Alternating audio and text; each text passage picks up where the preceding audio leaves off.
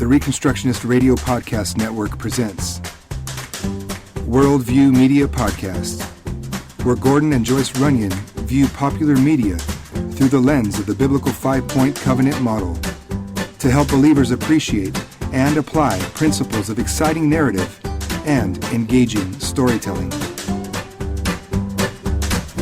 And hello, welcome to the Worldview Media Podcast. This is episode number 8.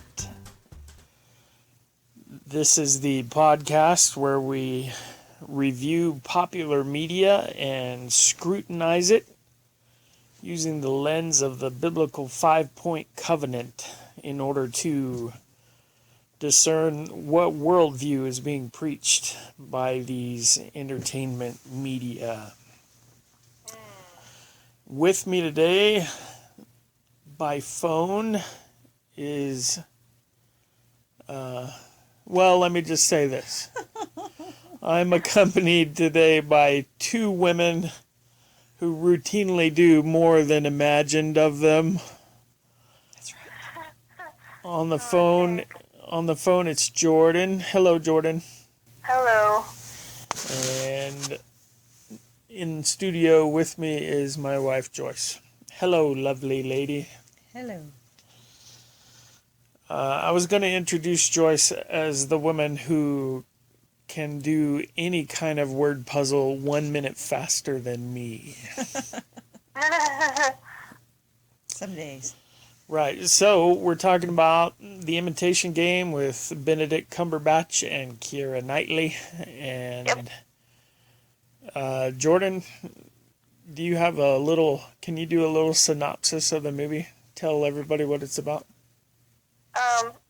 Yeah, I guess so. Well, so it's World War II in England, and this mathematician guy from Cambridge, I guess, goes and he signs up to work with the British Army to try and crack this German code that they've been sending all their messages through and stuff, and he is working on building this machine that can break the code, and eventually it does break the code, but then later on in the future of his life, he's arrested and all this other crazy stuff goes down, and he can't talk about what he was doing in the army because it's all classified, and then eventually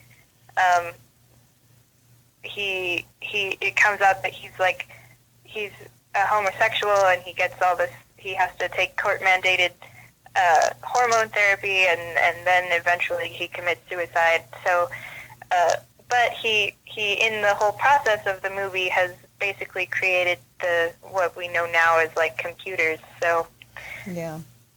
All right. He at least paved the way, according to the movie.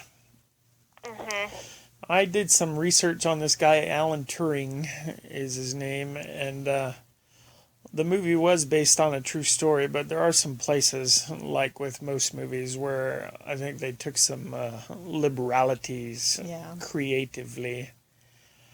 And at the end of this movie, it's very sad. You see Turing basically destroyed physically and emotionally, and then it claims that he killed himself, and there's actually some competing evidence that says he may have accidentally poisoned himself, and a lot of his friends say he lived out the last years of his life still enthusiastically doing his work and kind of living defiantly and kind of unbroken in spirit, I guess is how they would say that. But stuff like that, we'll leave some of those things off to the side and just talk about what was in the movie. What was your overall impression of it, Mama? Well, this is unusual for us to do as a movie because everything else we've done has been not based on a true story. Sure. Yeah. So this one is a little bit more reality-based, and there's a lot of going back and forth in time. It's not even present time. It would have been present time for him, I guess. and then back to the wartime, and then even farther back when he was a kid, and then back to the wartime, Sure. and then up again to where, Right. you know, he's being interrogated. And so there's a lot of switching around, and it kind of goes okay. So, but there is a lot of that back and forth, which I don't particularly. I'm not a big fan of that. Right. So I had that written in my notes. I called it timeline chaos. They were trying to be a little bit too fancy, I think, switching into the future and then into the past. well, I think when you're looking at a person, it's really hard to encapsulate their entire life Sure. in Yeah. you know, a couple hours maybe. Right. And so, and he was definitely a unique person. Yeah. He wasn't real good with social interactions. And so, you know, for me going into it, when it started, we do find out that he is a homosexual. Yeah. But, you know, you just kind of think he's kind of weird. He's kind of odd. And sometimes really intelligent people just kind of have their own little spot and they don't mix well with other people. So you Yeah. could get the impression that he's just kind of, you know, An super odd smart. duck. Yeah, Yeah. and just doesn't interact well with others because he's so much smarter than everybody Right. else. And you can kind of say, oh, yeah, I can kind of get that. But you really don't see him acting in homosexual ways Right. in the movie until, you know, you find out later why he's being interrogated, and you're going, Right. I see. It's not like he's doing jazz hands and Yeah, I mean, singing Broadway tunes. He's fitting yeah. into society, even if he's not fully integrated. Right. But he's a professor, he's teaching, he's doing all these things, albeit somewhat differently, but he Yeah, is sure. functional and in helping progress the mathematics Yeah. field. And Right. so because it is a true story, I think for me it's something that there are some serious issues to consider, because this stuff is really based in reality. There's a lot of things that happened that are kind of questionable, and Yeah. you know, we'd probably talk about that in ethics and morality. And Okay. Yeah, Jordan, did you have anything overall to say? No, not really, not overall. I mean, I think I don't have as much problem with the timeline stuff, I think, as you do. Okay. But maybe that's like a generation thing. Oh, yeah, I'm too old to really follow along with some of this stuff. because like your generation, you don't really concentrate on anything for a long period of time. Is that what you're telling me? You're back and forth and back and forth. She's in the Ritalin generation. She is not. No, she is not. That's right.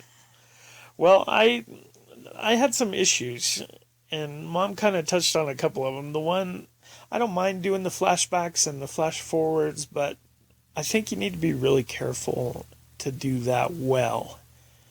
And right at the beginning, I think it was hard to keep up with what was present and past and all that. So I think that could have been done a little bit better. The other issue that you touched on was the fact that Turing is pictured as being such an odd duck. And I honestly couldn't help but think while I was watching him and watching him try to interact with the people on his team at first, I couldn't help but think Dr. Sheldon Cooper, and that the Big Bang Theory has done this to death and they've done it better. And his portrayal as being a guy who just doesn't know how to interact socially and stuff like that. I was kind of smiling the whole time. I was like, this is Sheldon. Well, yeah, but I mean, if you knew Sheldon in a different setting, the people that he's interacting with are his friends. Yeah. They have a relationship, they have things in common, they care about each other. If you were to run across Sheldon somewhere, in a store, or anywhere else at work, and he was not your friend, you would find him very irritating. Oh, yeah, no doubt. And even the difference between Sheldon and Turing is Sheldon's still a little bit more outspoken. Turing was pretty much, he kind of liked being cut off from people. He liked not interacting with them, and he didn't care about that. Right. You know, he had his other things kept him occupied, and he didn't have a need for people. Yeah. Yeah, and I think portraying him that way helped with the underlying desire of the movie to kind of portray him as a victim. And from what I'm able to read, he was not quite as well. He was just a lot more outgoing and a lot. What am I trying to say? He wasn't a guy that life was just happening to, according to some of what I read, and that there were issues he could be very out front and outspoken about, and never tried to hide his sexuality, I guess. And I wondered about that because you really don't see it in the movie Right. at all. Right, that's right. And like I say, I think that catered to maybe portraying him as somebody that bad things were just kind of happening to, instead of him being, actively involved in one thing or another. There were a couple of places in the movie where I felt like it had an ambition to be very preachy. I think it wanted to be preachy, and I think it wanted to be more profound than it wound up being able to be. And sometimes I think that's just the culture we live in, where, musicians and movies, they get credit for being a lot more profound than they really are, and for having much deeper thoughts than they really do. Yeah. And that's what struck me about the movie. A couple of places where that showed up it was repeated 3 times, this idea that the reason men are violent is because it feels good. And I think they really wanted that to be a profound point that they made, but it's really not when you think about it. If the reason men are violent is because it feels good, then what's the reason men are peaceful? And really, you can boil it down. The reason anybody does anything is because they feel like it satisfies something inside them, or meets some kind of desire or need or something like that. Yeah. Well, I would think they're off the mark on saying you're violent because it feels good, because to me it's about power. Oh yeah, a lot of that. You know, and if violence is a way to assert power over somebody, then people will do that. But it's not for violence; it's for the power of having them under your thumb, or having them terrified to do anything against you. And so it's not about the violence; it's about the power. Yeah, I'd go along with that. And also, I was reminded of James chapter 4, where it asks the question, where do wars and fights come from among you? And it really boils down to you strive and you fight against each other because you have unfulfilled desires and lusts, and you're kind of hoping that your violence will fix that for you. And you have not because you ask not, and that kind of thing. So I just felt like that was one place where the movie tried to be really deep, and it really wasn't. The other place we already mentioned, I introduced you kind of in... there was another phrase that was repeated 3 times, and I probably can't say it right. I think they wanted it to be a catchphrase, or they wanted it to be a... I really think Walt Disney could have done a better job in like a cartoon, this idea that it's the person that you don't imagine much of that often winds up doing more than you imagine. Yeah. And that just, man, it's hard to say. It's just very clunky. And, I imagine it being something they wanted it to be able to be put into kind of roll off the tongue. Right. And, something like "Let It Go," you want it to be in a song like that, They wanted it to be that kind of catchphrase, and it's clunky, and I'm not, not terribly sure. There might have been a better way to say that. Right. I'm sure Disney could, is what I'm saying. And I'm sure they have. You know, it's the same idea that just because you're little and small and nobody thinks much of you, that doesn't mean you can't do great things. And it's not like the movies in general have never explored that theme. Yeah. And The other thing that I thought they were trying to be profound about, and they just didn't pursue it enough, is at the end, the question was kind of raised about, is there really a hard difference to be drawn between humans and machines? And what does it mean to think like a human? And if we have machines that are thinking, then what separates human thinking from machine thinking? And frankly, I think that's a neat conversation. That's something worthy of being explored. But they just kind of asked the question and never really explored it. So some of that for me, I didn't think worked very well. I just got the overall impression that they wanted to be a great preacher, and they really didn't have much to say, which happens to me like every Sunday. I don't know, every Sunday.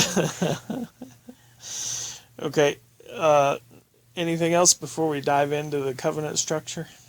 Okay, well, point one of the biblical covenant is transcendence, and in the Bible, that's where we find out that God is the creator. There's no other who can create. He's the revealer. No other can reveal absolute truth.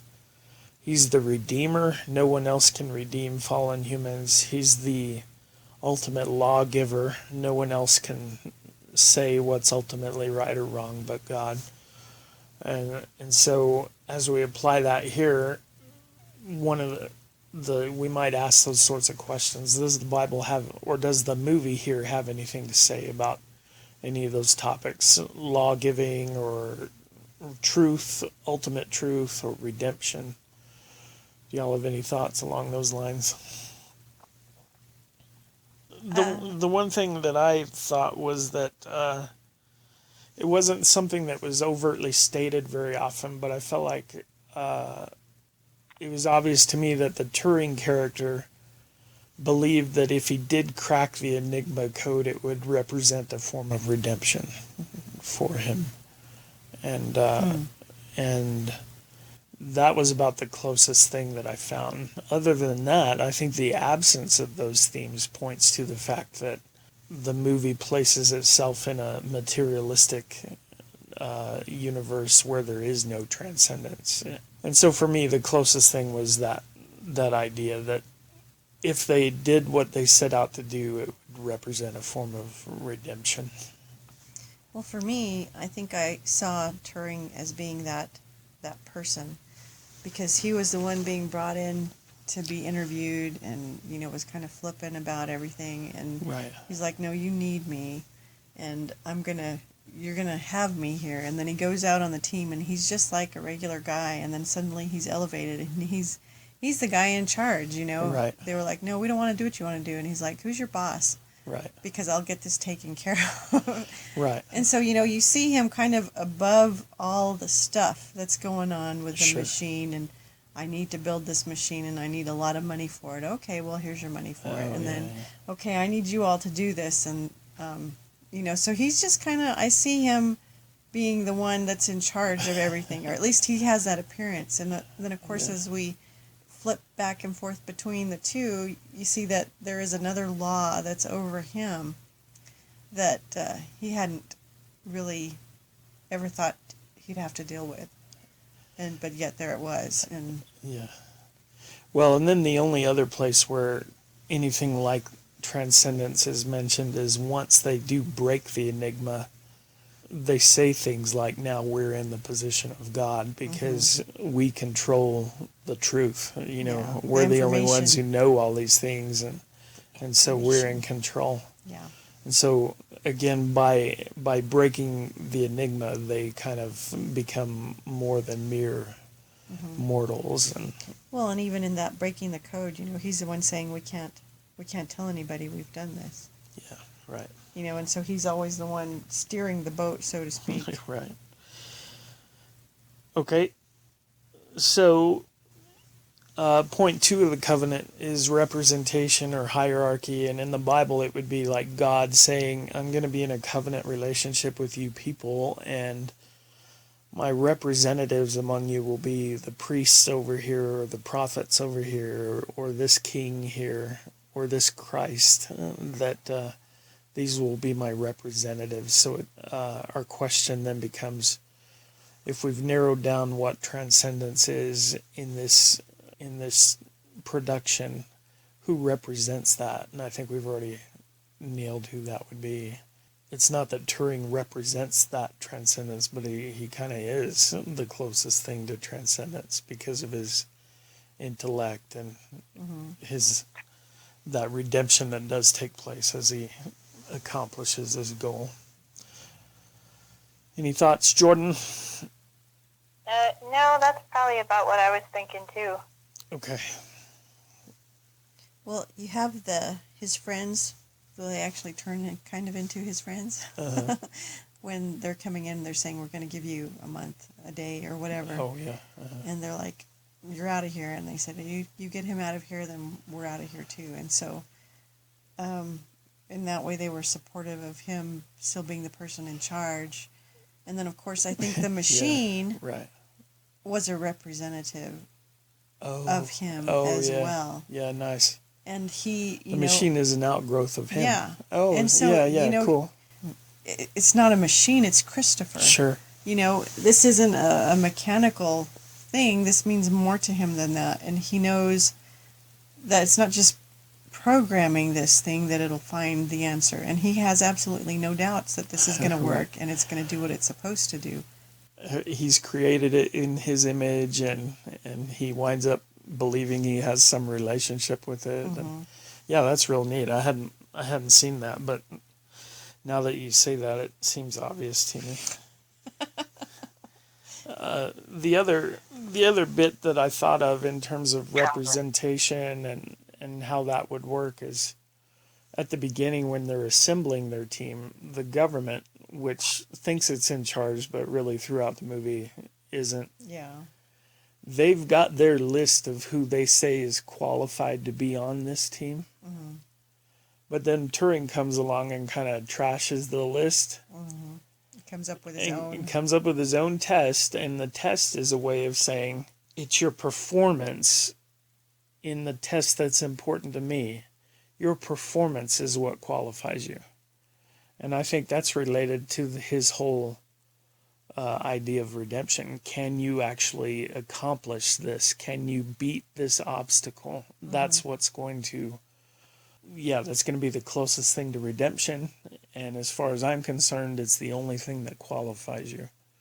This is a secular movie and it preaches a secular message, but I tend to agree with that, like we talked last time in dealing with Psych, where Sean Spencer had the skills and gifts to be a great detective, and it was only stupid people who wanted to keep him from employing those skills. And I kind of like here that Turing knows what kind of skills he needs on his team, and knows that it doesn't have anything to do with what degrees you've earned, gender, or certifications that this authority or that bureaucracy has given you. That has nothing to do with it as far as he's concerned. It's, can you do what I'm asking you to do? That's the only thing that qualifies you. Yeah.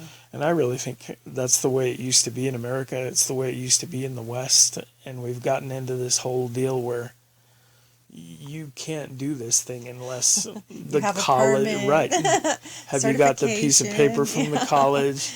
You're not educated if you don't have the sheepskin on your wall. It doesn't matter what you've read or what you've written or how you've researched. How it's, right. Somebody else is defining. And so for me, I wrote down that in that sense, it's representational because it means you're qualified by your performance. Anything from you, Jordan? You still with us? Yeah, I'm here. I just, She's enjoying you're doing good.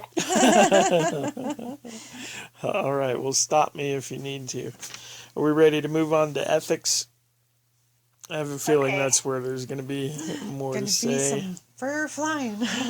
Okay, point 3 of the biblical covenant is ethics, and it's where we talk about you shall not do this, you shall do this. If you're going to be part of this organization, this is how you shall live.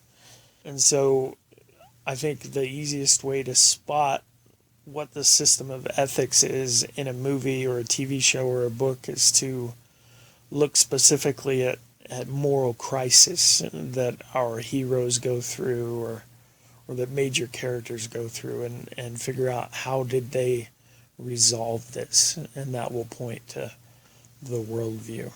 Anybody got anything? I guess I kind of figured the biggest one was probably when they had first discovered they'd broken the code and stuff, and they realized that there was going to be that German attack on the British convoy and stuff, and the sort of the debate that they had to have like amongst themselves about like, well, if we stop this, then all these like people are going to die, but if we don't stop it, then and all this stuff about not wanting the Germans to find out, and then we find out that kid Peter has his brother on that convoy, and like now like all the guilt and like having to decide which set of lives is more important and stuff. So I thought that was a pretty big moral crisis. Yeah. And where they really did have to decide, if we just start using this information that we have now, the Germans will realize we have it, and they'll just change it, and so we have to be careful about how good we can be. Right, and so it really forced them to say, this set of lives over here is important with regard to the final objective that we have in mind, while this other set of lives may be more important, or this one we have to let these die in order to meet this objective. So what is that? It's very pragmatic, and it seems to be kind of ends justify the means. Mm-hmm. There's one specific goal we have in mind, and everything else has to kind of be in subjection to that goal. Yeah. Well, that was a big one. That one was. And that they recognized that immediately as soon as they broke it. Well, Turing did. Well, supposedly, in the movie anyway. Right. That they saw that, other people would have just gone running out, yeah, we solved it, Right. Sure. But for them to be like, they celebrated, and then they realized the weight of what they had solved. Right. It wasn't just about a puzzle anymore. It was really a lot larger. Yeah, it was the fate of nations Yeah. that they were dealing with. Yeah. For me, I saw probably the first crisis in his timeline. It's not the first one that we kind of see maybe in the movie.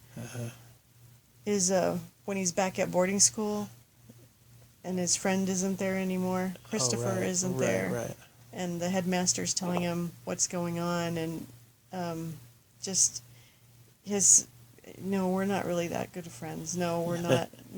I don't know why you're telling me this. Right. I don't need to know this. And, that has to play a part in why he calls his machine Christopher. Sure. That has to be part of why he maybe doesn't want to interact with people as much anymore. I don't know, maybe I'm putting more on that, but I think that was a huge moral crisis for him. How do you deal with that? How is anybody helping him deal with that loss of that person? Oh, yeah. And that was really the only friend that we see him even getting along with or interacting with or anything. Yeah. And so, for me, it just seems like I think a lot of the times we don't want to feel things, and so we'll say, oh no, this isn't important, or I don't want to deal with this, so I'm just going to push it aside. But the grieving process is just really, it's a process, and it's necessary, and you have to do all of those things. And it's not easy, and it's not fun, but it's part of life. Death is part of life. And for Christians, it doesn't mean that it's any easier to lose somebody that you love. No. But we have hope, whereas the world does not have hope. Right. And maybe that's what I see in that place, is that lack of hope. And then how that just kind of stunts him, I think, in a lot of ways. Yeah. I think you could say that the fact that he refused to deal honestly with even his own feelings in that instance maybe resulted in him being really unable to just deal with much of anything after that. The other ethical problem that I think was pretty obvious was kind of maybe one of the main points of the movie. I think they tried to make a pretty big deal out of how horrible it was for the British government to punish homosexuality as a crime, and that this is a big moral evil on the part of the government there. And it seemed to me that was one of the major things they were preaching about. But I just want to point out that I think if you study the law of God and figure out how to apply that in society, I've said before, I don't think the law of God allows for even just a regular police force, much less does it allow for like thought police or sex police. And so even though it's my conviction that the law of God really does outlaw homosexuality and it makes it a capital offense, still you would not have, in a society governed by the law of God, you wouldn't have sex police that were out trying to catch you doing bad things and punish you for those. Because according to the law of God, there's the only time a criminal case becomes a criminal case, the only time the government gets involved at all is because the victim of a crime shows up and begins to complain or files a complaint about it. So does the Bible outlaw homosexuality? Yes. Is it a capital crime? Yes. But hard to imagine a circumstance in which somebody would actually find themselves punished that way. Yeah. Unless they're having gay sex in public or something like that, acting very defiantly. So I just want to point that out. I think that the way the British government is portrayed, they're dealing with homosexuality, I don't think it's right according to a biblical reading of those things. The fact that they just began to suspect that maybe Turing had contracted with a male prostitute or something, the suspicion isn't enough to cause the investigation. Yeah. Well, and that whole segment of the movie, he had a break-in at his home. Right. And so the police come in, according to the movie, and they say, this is questionable. This guy's kind of weird. There's got to be something else going on here. Yeah. And so the one in charge says, just leave it. It's fine. Right. Keep going on. But one guy wasn't satisfied and actually went about and did things improperly in order to find out more information on him. And so all this stuff just snowballed because one guy wasn't satisfied and had to dig more and just kept getting answers that he wasn't satisfied with and had to dig more and in illegal ways. Yes. And doing it completely wrong. With a police a police power saying, "No, I can do this because I'm the police." And so, that was wrong. Sure. Yeah. That shouldn't have been allowed, and he should have been the one in trouble for doing that. And I think by the time the movie's over, I think he feels badly that he did all of this stuff to this guy. Yeah, I think that's But it's too late. Hello? You can't just go digging around in people's lives and think you're not going to harm them. Right. Which is kind of why we need to let criminal cases be motivated by victims' complaints. If there's nobody complaining, nobody's filing anything, we don't need to be pursuing anything. Yeah. And so the British government's solution of chemical castration, that's an unbiblical punishment. And insofar as it subjected Turing to, according to the movie, to a couple of years of just, mental and emotional devastation or even physical devastation. Yeah. That's not a biblical punishment either. And, the Bible never authorizes torture as a as a solution, Yeah. really, to anything, including criminal activity, which is what that wound up being. It was a way of torturing him, and so there was a lot wrong from a biblical standpoint. It's not just that homosexuality is wrong, but government doing what it wants to in its own way and ignoring the law of God, that's also wrong. And Yeah. so there was evil on a lot of different cases there. I found myself wondering that if they had this law regarding homosexuality, did they also have a similar type of law with adultery? Right. Was adultery or prostitution. And it seems like, yeah. those would just kind of walk hand in hand, and I wonder how Yeah. how they pursued those cases. Yeah, sure. Because homosexuality, adultery, it's all sin. Yeah. And it's prevalent in our culture, especially adultery. I mean, I don't know how many people are just living with other people, Yeah. and have no intentions of getting married or Right. or anything else. And that's adultery. But it's like, oh, no, they're just living together. Yep. Just have a good, clean fun. So, All right.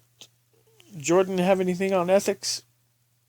No, but I've been nodding this whole time. All right. Well, we can't see you on the phone. was there anything else? What did you think about when he was making his proposition to the girl?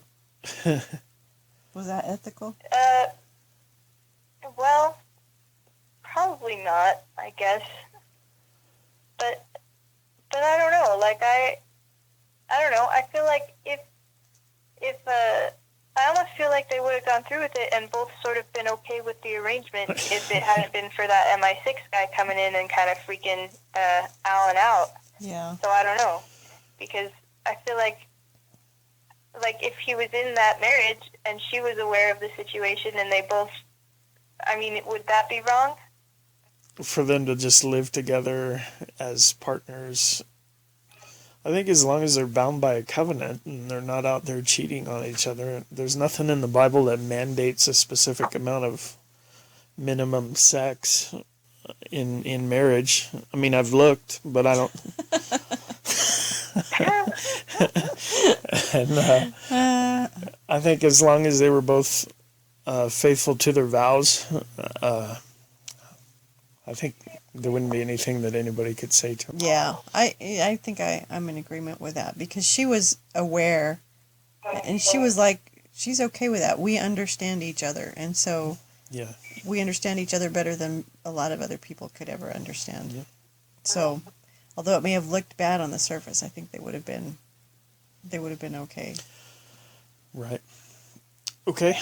Now, point 4, the biblical covenant is sanctions, and it talks about, this is where we talk about, if you obey God, what will you get as a result? If you disobey God, what will the consequences be? And so under point 4, under sanctions, the question we want to ask is, did people get what they deserved? Or how did that work out? And my thought was that kind of the whole point of the movie is to say that Alan Turing didn't get what he deserved, and that he got much worse than was coming to him. I think that's maybe the main message of the movie or something, that he wasn't treated well and deserved better than he got. So under sanctions, I think that's probably one of the answers, is that Turing wasn't appreciated for his accomplishments, and then for his homosexuality, he wasn't treated biblically either, and didn't wind up really getting what was coming to him. I don't know if you had any other ideas.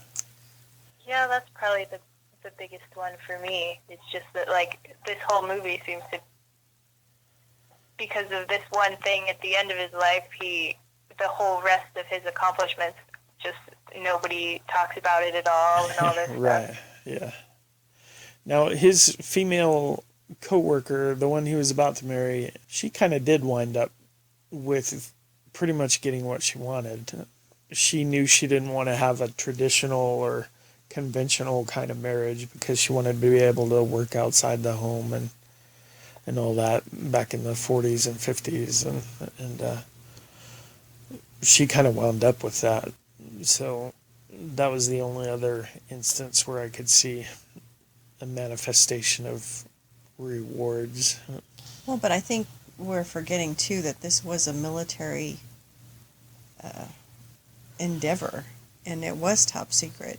And I don't know, having been married to somebody in the submarine service, you know, there are just some things that are classified, and you can't tell things about them. And you know, if something cool happens out there and you get some type of award and you can't talk about it, I mean, you can't talk about it. There's some national security issues there. Yeah. So, and I think he would have been okay with that. I don't think that was like bad for him. Yeah. I don't think he needed a steam. Yeah. I don't think he needed that. He had his machine out of that deal, and that was it. And his sense of accomplishment, like I say, was probably as close to redemption as he was wanting to get. No, but I was curious because at the end, when the war was finally over, they were supposed to get rid of everything. Yeah. So did the machine really go away and he just built another one in his house? That was my impression, that he rebuilt it. Because, I mean, it was something. Yeah, something similar.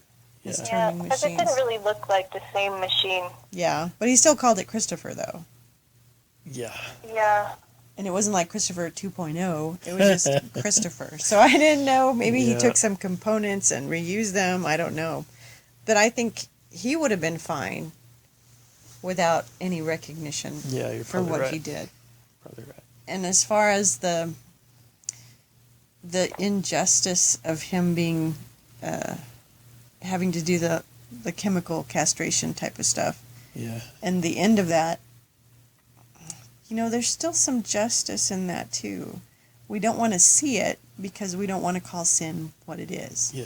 That it is sin, and there is a price and a penalty for sin. Ultimately, that's death, that we all die a physical death because that's how sin came into the world, and so that's something we all have to deal with.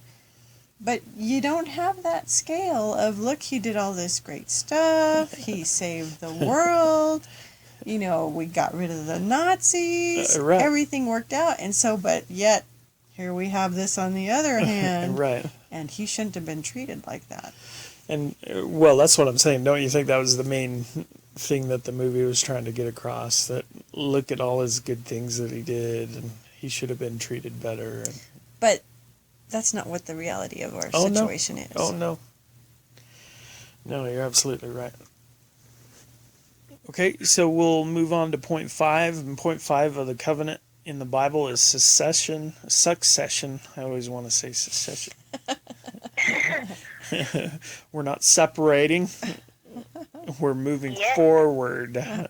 Okay, so the biblical covenant, the last point, is about how do we move forward? How will this covenant exist in the future, and what will happen here? And I don't think there was much of that in the movie. The one thing that I saw, the one covenant organization that continued on probably stronger than it was at the beginning, was the British government, and specifically the clandestine form. And if I drew a lesson from that and what to do in the future, it tells me, man, you really can't trust your government, you know. Because according to the movie, and apparently according to the British government's realistic admissions, they really did have Enigma figured out, and they really were secretly deciding who lived and who died for several years in an effort to end the war in the way they wanted. And even at the end of the movie, they pointed out that the whole story of how they broke Enigma was classified until 1991. And so it occurred to me, if you'd had British people over there in England from the end of the war until that point saying, oh, I believe the government was in charge, the British government had its clandestine tentacles on everything, and they were really manipulating the events of the war. Well, yeah, they were. And but anybody who suggested that would have been called a tinfoil hat wearing conspiracy theorist, and Yeah. and it's just one more thing that makes me think maybe the crazy people are the ones who automatically dismiss every conspiracy theory. Maybe we need to be a lot less trusting of our government. And in fact, Maybe. as I read the Bible and it's talking about total depravity and what the nature of man really is, why in the world would you trust your government, especially when it's got, by its own Unlimited. admission, it's got no desire to obey Christ? Yeah. And you're going to trust that government anyway? That makes no sense to me. So let's give the government all of our guns and just trust them to be good guys. So none of that makes sense to me. All right. Yeah. Well, we are about out of time, unless you have anything left, Jordan. No, I guess I don't have anything left. All right. And Mama, you got anything? No. Okay, I don't have anything either. I don't even know exactly what we're going to do next time. And so we'll have to post that on our Facebook page, and we will, after this comes out, we'll post a big announcement of what the next thing will be. We have some suggestions and some requests, but frankly, I will probably do them. a couple of them are for movies that I really don't want to watch again. Well, that's all right. Yeah. Doing it for learning. Taking one for the team. For learning. Yeah. All right. So God bless you all out there in podcast land. Thanks for listening to us. And as always, please be mindful about trying to apply the Word of God to every area of our lives, including entertainment. All right. Goodbye then. God bless you all. See ya. Bye. Thank you for listening to the Worldview Media Podcast. Please visit reconstructionistradio.com to check out the other podcasts in our network and to download our free audiobooks.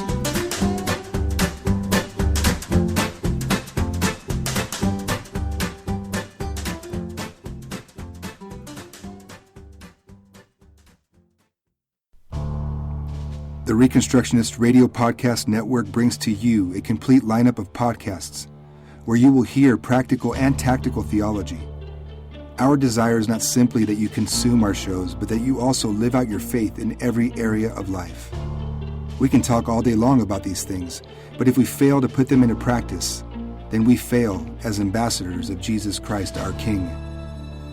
Subscribe now to your favorite Reconstructionist Radio Podcast Network shows, or you can subscribe to the Reconstructionist Radio Master Feed, where all of the content we produce, including the audiobooks and audio articles, will pop up as soon as they are available. And don't forget to visit reconstructionistradio.com to volunteer as a narrator or to partner with this ministry financially. May the Holy Spirit stir you into action for Christ and His kingdom.